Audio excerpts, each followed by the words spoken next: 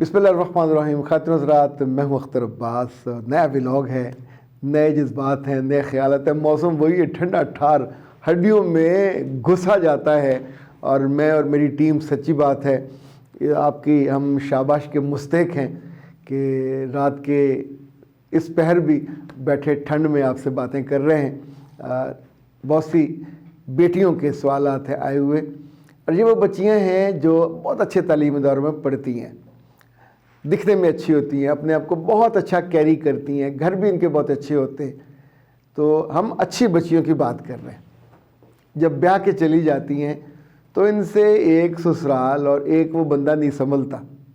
अच्छा, उसमें ऐसे मज़े मज़े के आए हुए कमेंट्स, हम उन पे थोड़े वो कर लें तो फिर जो आज का मौजू है वो आपको बताता हूँ कि मैंने क्या चुना है। अच्छा जी, ये रफ़ीउद्दीन साहब कहते हैं कि ये जो ज़िंदगी के मसाइल होते हैं ये इसलिए होते हैं कि आप इस्लाम को फॉलो नहीं करते। और भाई साहब, इस्लाम को फॉलो करने के बाद भी मसाइल रहने होते हैं। वो मसाइल नहीं होते, वो आजमाइश होती है। यानी क्या ख्याल है, आप दावा करें मैं अल्लाह से मोहब्बत करता हूँ तो वो आजमाएगा नहीं। आप दावा करो कि मैं इस्लाम पे अमल करता हूँ तो फिर उसमें हर्डल्स आते हैं। ये हर्डल आपके ईमान को टेस्ट करने के लिए होते हैं, तंग करने के लिए नहीं होते। यानी मेरा बिलीव ये है कि मेरा रब हम इंसानों को दुनिया में ख्वार होने के लिए नहीं भेजता, नाकाम होने के लिए नहीं भेजता। नाकाम हम खुद होते हैं। वो तो हमें ऑप्शन दे रहा होता है और हमें ऑप्शन नज़र आ भी रहे होते हैं और हम एक उल्टे ऑप्शन पर चल पड़ते हैं। अच्छा जी, सादिया खोकर कहती हैं कि सर जी, आपकी सारी वीडियोस देखती हूँ, ढेर सारी आपको दुआएं देती हूँ, लेकिन आपको ये बताना चाहती हूँ कि मेरी ज़िंदगी में सब कुछ है। बच्चे भी हैं, मियाँ भी है, शौहर बहुत अच्छा है, मेरी ज़रूरियात का ख्याल रखता है, मगर मैं क्या करूं, एक बात मुझसे बर्दाश्त नहीं होती, और वो ये है कि ये मेरा शौहर लड़कियों को मैसेज करता है। अच्छा, अगर आपका शौहर दिखने में भी अच्छा है, काम भी ठीक कर रहा है, आपका भी ख्याल कर रहा है, बच्चे भी अल्लाह ने दे दिए हैं, तो फिर क्या चीज़ है जो आपको तंग करती है अपनी हद से बाहर निकलने के लिए?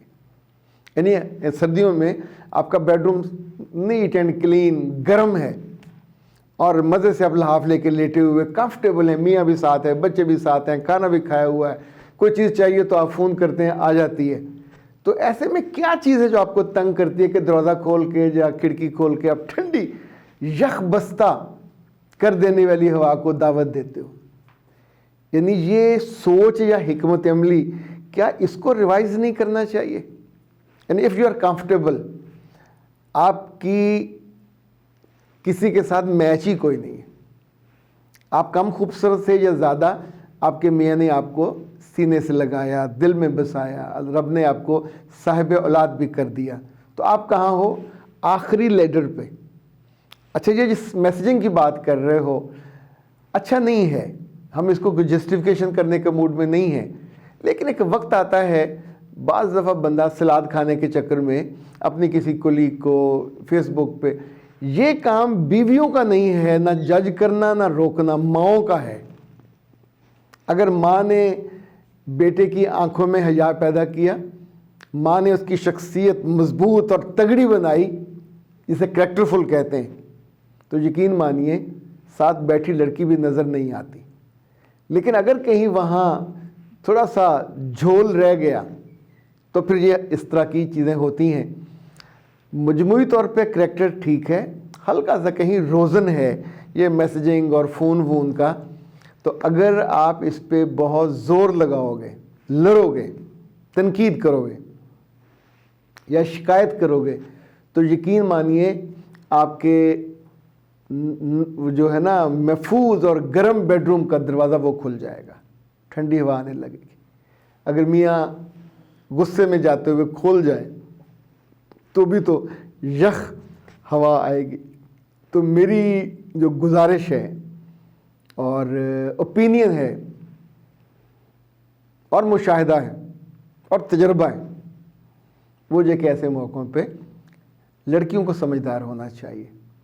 बाज़ अल्लाह की बंदियाँ ऐसी हैं कि मुझे बद्दुआएं देना शुरू कर देती हैं جب تمہاری بچیوں کی شادی ہوگی، جب تمہارا وہ جو ہے سن ان لا وہ آ کے کہے گا میں نے دوسری شادی کر لی ہے. ویسے اللہ آپ کو ہدایت دے اور آپ کے منہ میں کو اچھی زبان ڈالے. یہ یعنی اگر کسی بات سے اتفاق ہوا تو یہی تو میں آپ سے کہتا ہوں کہ ٹپکل عورتیں بن کے مینے دینا اور تانے دینا اور بددعائیں دینا شروع کر، یہ جاہل عورتوں کی نشانیاں ہوتی ہیں. آپ کا ماننے کو نہیں دل کرتا، آپ اپنے شوہر کو جوتے ماریں، بٹھائیں، لڑیں، گولی مار دیں، میری طرف سے جائیں آپ بھاڑ میں یا کسی جگہ. لیکن یہ کیا طریقہ ہوا کہ آپ نے عقل کی بات نہیں سیکھنی؟ نہ سیکھیں، آپشن ہے. زہر کھانی ہے زہر کھا لیجئے، پر میں تو آپ کو زہر سے روکتا رہوں گا.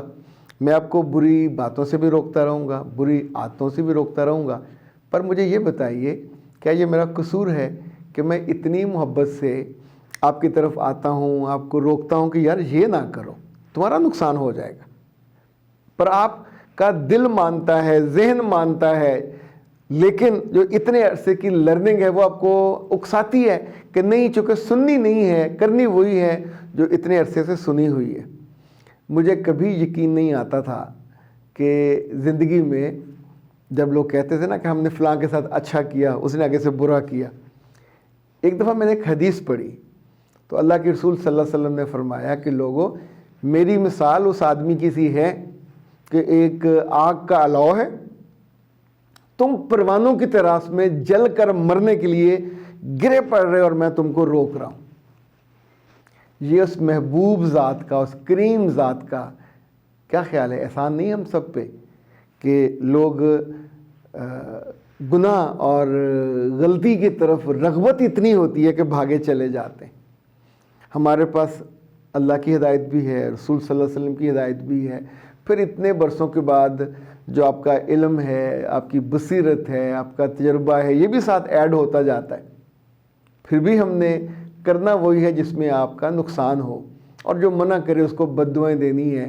تو ویسے تو میں آپ کو سچ بتاؤں، کاواں دے کہن تے ٹگے نہیں مردے، لیکن آپ اپنی زبان اور اپنے کلام ان دونوں کو ضرور رجوع کرنا چاہیے کہ میں آپ کے خاندان میں سے نہیں ہوں، آپ مجھے نہیں چھوڑ رہے، تو وہ جو غریب کا بچہ آپ کے ساتھ ہے جس سے آپ نکاحے ہوئے ہیں، وہ آپ سے کتنا، آپ کے رویے سے، آپ کی بد زبانی سے، بد کلامی سے کتنا تنگ ہوگا.